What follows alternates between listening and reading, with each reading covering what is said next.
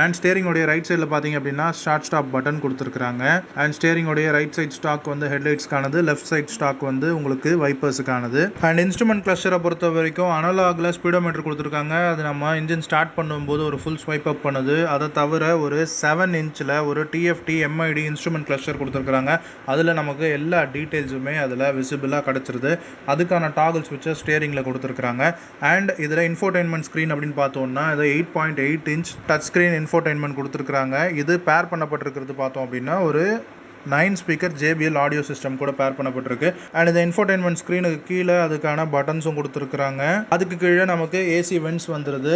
அதுக்கு கீழே ஏசிக்கான ஸ்விட்சஸ் கொடுத்துருக்காங்க. அண்ட் மேலே பார்த்தோம் அப்படின்னா இன்சைட் ரியர் வியூ மிரர் நமக்கு வந்து ஆட்டோ டிமிங் ஃபங்க்ஷனில் கொடுத்துருக்காங்க. அண்ட் இந்த டேஷ்போர்டோடைய அப்பர் பார்ட் கொஞ்சம் சாஃப்ட் டச் மெட்டீரியலில் கொடுத்துருக்காங்க. அண்ட் நல்ல ஒரு பெரிய க்ளோ பாக்ஸ் கொடுத்துருக்காங்க. அண்ட் அதுக்கு மேலே டேப் வச்சுக்கிறதுக்கான ஒரு சின்ன ஸ்பேஸும் கொடுத்துருக்காங்க. அண்ட் அது ஒரு கூல்டு க்ளோ